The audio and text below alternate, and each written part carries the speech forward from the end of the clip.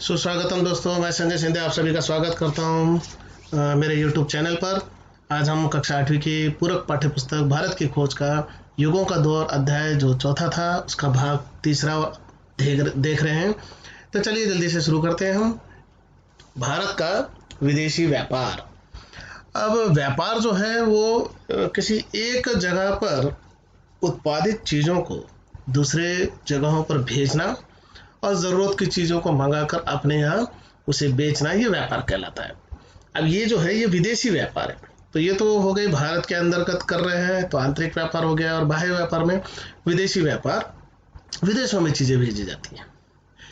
तो यहाँ जो है ईस्वी सन के पहले 1000 वर्षों के दौरान भारत का व्यापार दूर दूर तक फैला हुआ था और बहुत से विदेशी बाजारों पर भारतीय व्यापारियों का नियंत्रण था। अब नियंत्रण रखना मतलब काबू में रखना। तो विदेशी बाजार जो था उस पर भारत के व्यापारियों का नियंत्रण था, अर्थात उन पर काबू कर रखा था।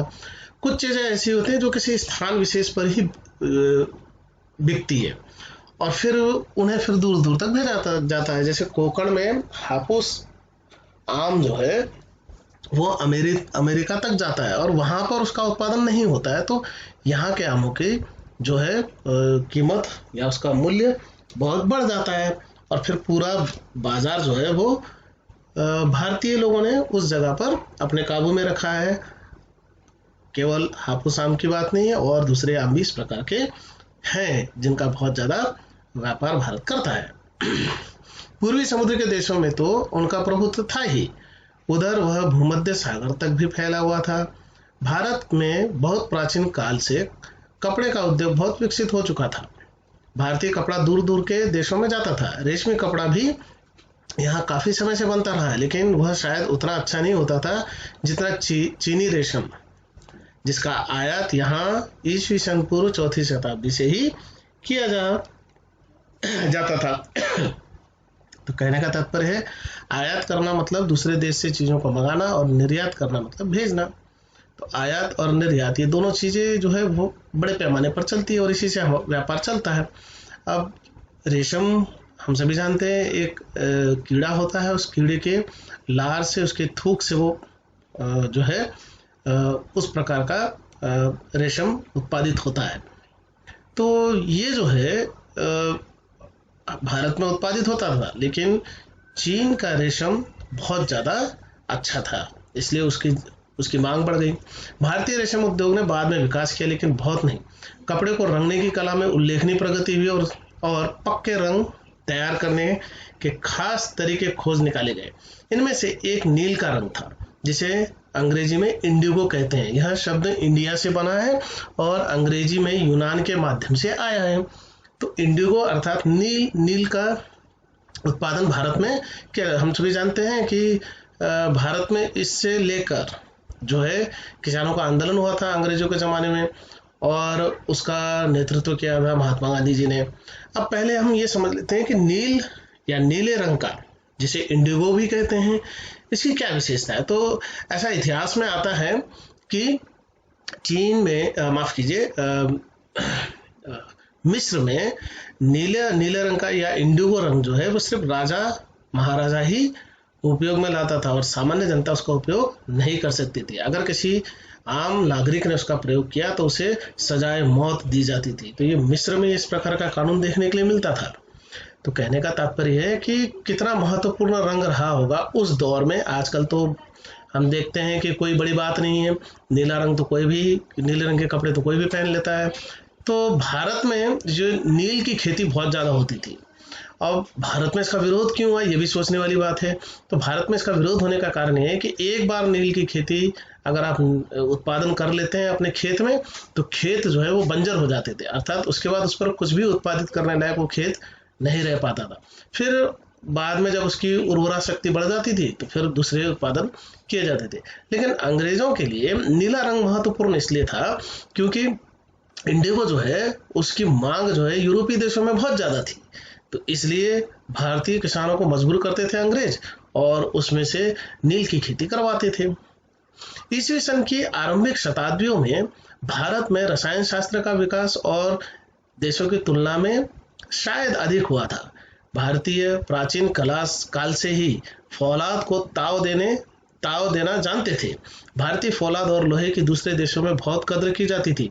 विशेष रूप से युद्ध के कामों में भारतीयों को और बहुत सी धातुओं की भी जानकारी थी और उनका इस्तेमाल भी किया जाता था। औषधियों के लिए धातुओं के मिश्रण तैयार किए जाते थे। आसव और भस्म बनाना ये लोग खूब जानते थे। औषध विज्ञान काफी विकसित था। मध्य युग तक प्रयोगों में काफी विकास किया जा चुका था। गर्चे ये प्रयोग मुख्य रूप से प्राचीन ग्रंथों पर आधारित थे। शरीर रचना और शरीर विज्ञान का अध्ययन किया जाता था और हार्वे से बहुत पहले रक्त संचार की बात सुझाई जा चुकी थी। तो भारत में जो है, भारत में लोहों से या लोह धातु से बहुत सारी चीजें बनाई जाती थी। युद्ध के हथियार तो मुख्य तौर पर थे, तो फौलाद भी बनाना जानते थे भारतीय लोग। और यहाँ के हथियारों को या यहाँ के इन धातुओं के ज्ञान का उपयोग विदेशों में भी किया गया। अंग्रेज खास तौर पर से इसका उपयोग करने लगे। खास तौर पर औषधियों का ज्ञान भी हमारे यहाँ विकसित हुआ है। हमारे यहाँ आयुर्वेद जो सबसे ज्यादा प्रसिद्ध है, तो औषध विज्ञान का ज्ञान भी भारत में खासा था। प्राचीन ग्रंथों में इसका मुख्य रूप से वर्णन मिल जाता था। खगोल शास्त्र जो विज्ञानों में प्राचीनतम है, विश्वविद्यालयों के पाठ्यक्रम का नियमित विषय था और फलित ज्योतिष को इससे मिला दिया जाता था। एक निश्चित पंचांग भी तैयार किया गया था जो अब भी प्रचलित है। जो लोग समुद्री यात्रा पर निकलते थे उनके लिए खगोल शास्त्र का ज्ञान व्यवहारिक दृष्टि से बहुत सहायक होता था। तो भारत का खगोल का ज्ञान भी खासा विकसित था। जो 9 ग्रहों की चर्चा की गई वो दूसरा तीसरा कुछ न होकर आज भी हम लोग देखते हैं सौरमंडल में 9 ग्रह माने जाते थे, लेकिन आज जो है उनकी संख्या 8 तक सीमित कर दी गई है। तो इस प्रकार से मंगल ग्रह हो गया या गुरु हो गया या बृहस्पति हो गया, इन सारे ग्रहों की जानकारी हमें है। यही ग्रह जो है वो खगोल शास्त्र में अध्ययन के लिए प्रयोग में लाए जाते हैं। यह कहना कठिन है कि उस समय तक यंत्रों ने कितनी प्रगति की थी, लेकिन जहाज बनाने का उद्योग खूब चलता था। इसके अलावा विशेष रूप से युद्ध के काम आने वाले तरह तरह की मशीनों के हवाले भी मिलते हैं। ऐसा प्रतीत होता है कि उस समय भारत औजारों के निर्माण एवं प्रयोग में और रसायन शास्त्र एवं धातु शास्त्र संबंधित जानकारी में किसी देश से पीछे नहीं था। इसी कारण कई सदियों तक वह कई विदेशी मंडियों को अपने वश में रख सका। तो विदेशी व्यापार में भारत का दबदबा खासा था। प्राचीन भारत में गणित शास्त्र, यह माना जाता है कि आधुनिक अंक गणित और बीज गणित की नींव भारत में ही पड़ी थी। गिनती के चौखटे को इस्तेमाल करने की फूहड़ पद्धति, रोमन और उसी तरह की संख्याओं के इस्तेमाल ने बहुत समय तक प्रगति में बाधा दी, जबकि शून्यांक मिलाकर 10 भारतीय संख्याओं ने मनुष्य की बुद्धि को इन बाधाओं से बहुत पहले मुक्त कर दिया था और अंकों के व्यवहार पर अत्यधिक प्रकाश डाला था। ये अंक चिन्ह बेजोड़ थे और दूसरे देशों में प्रयोग किए जाने वाले तमाम चिन्हों से एकदम भिन्न थे। तो शून्य की खोज या शून्य जो इस संसार को देने का काम भारत ने किया है। और इसने क्या किया है, ज्ञान के अथाह महासागर को खोल कर रख दिया है। भारत में ज्यामिति, अंकगणित और बीजगणित का आरंभ बहुत प्राचीन काल में हुआ था। शायद आरंभ में वैदिक वेदियों पर आकृतियां बनाने के लिए एक तरह से ज्यामितीय बीजगणित का प्रयोग किया जाता था। हम लोग जानते हैं त्रिकोण चौकोन वगैरह जो बनाते हैं वो आ जाता है हमारे इस ज्यामितीय अंकगणित में। हिंदू संस्कारों में ज्यामितीय मितिक आकृतियां अब भी आमतौर पर काम में लाई जाती है। भारत में ज्यामिति का विकास अवश्य हुआ, पर इस क्षेत्र में यूनान और सिकंदरिया आगे बढ़ गए। अंक गणित और बीज गणित में भारत आगे बना रहा। तो ज्यामिति पर इतना ज्यादा काम नहीं हुआ है, लेकिन जो भी काम हुआ है वो अच्छा देखने के लिए मिला है। इस मामले में यूनान के देश या यूरोप के देश ज्यादा विकसित थे। सिकंदरिया जो है वो भी काफी ज्ञान रखता था इस मामले में। अंक गणित और बीज गणित में भारत आगे बना रहा, जिसे शून्य या कुछ नहीं कहा जाता है, माफ कीजिए, कुछ नहीं कहा जाता है। वो आरंभ में एक बिंदी या नुक्ते की तरह था, बाद में उसने एक छोटे वृत्त का रूप धारण कर लिया। उसे किसी भी और अंक की तरह एक अंक समझा जाता था।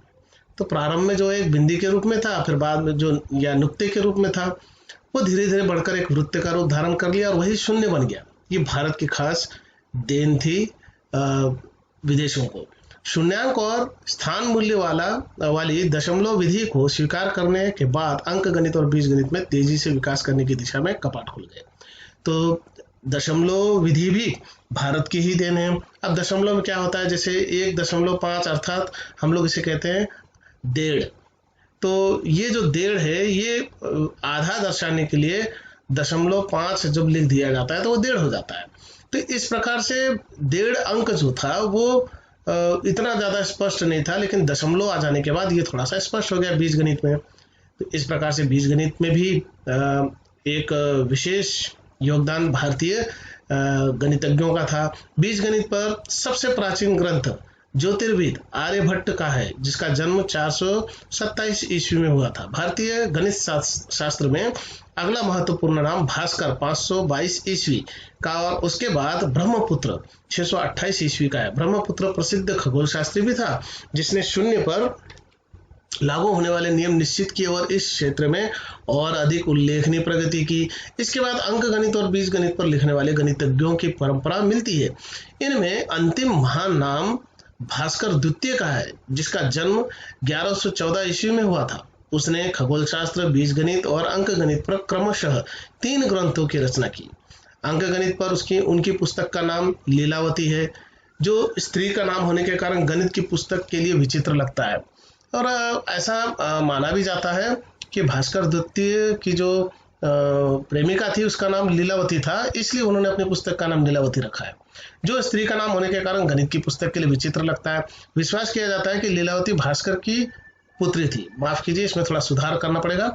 लीलावती उनकी पुत्री थी, जो कि इसका कोई प्रमाण नहीं मिलता। पुस्तक की शैली सरल और स्पष्ट है और छोटी उम्र के लोगों की समझ के लिए उपयुक्त है। इस पुस्तक का संस्कृत विद्यालयों में अब भी कुछ हद तक अपनी शैली के कारण इस्तेमाल किया जाता है। 8वीं शताब्दी में खलीफा अल मंसूर के राज्यकाल में 753 से 774 ईस्वी कई भारतीय विद्वान बगदाद गए और अपने साथ में जिन पुस्तकों को ले गए उनमें खगोल शास्त्र और गणित की पुस्तकें भी थी। इन्होंने अरबी जगत में गणित शास्त्र और ज्योतिष शास्त्र के विकास को प्रभावित किया और वहां भारतीय अंक प्रचलित हुए। अब ये जो भारतीय अंक है यही अंतरराष्ट्रीय अंक बन गए, ये भी गौरतलब बात है। हम लोग जो 1 2 3 4 लिखते हैं, जिसका प्रयोग करते हैं, हम लोग इसे अंग्रेजी अंक समझकर करते हैं, लेकिन जैसा कि अब यहाँ पर 753 और 774 लिखा है, यही भारतीय अंकों का अंतरराष्ट्रीयकरण है, अंतरराष्ट्रीय लिपि में से स्वीकृत किया गया है। इन्होंने अरबी जगत में गणित शास्त्र और ज्योतिष शास्त्र के विकास को प्रभावित किया और वहां भारतीय अंक प्रचलित हुए।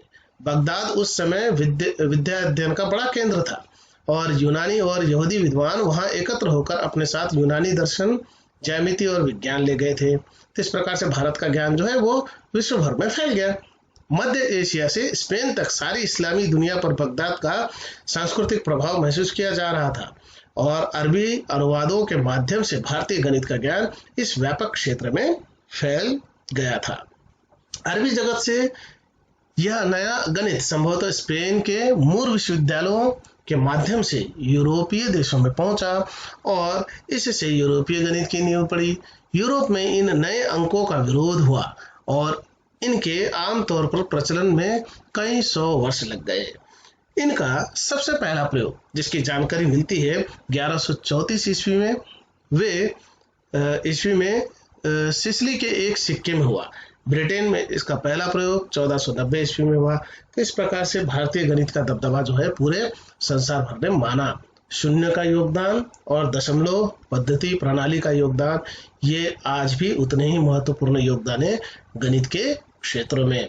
चलिए रुकते हैं यहाँ पर। धन्यवाद आप सभी का। फिर से मिलते हैं एक नए वीडियो के साथ।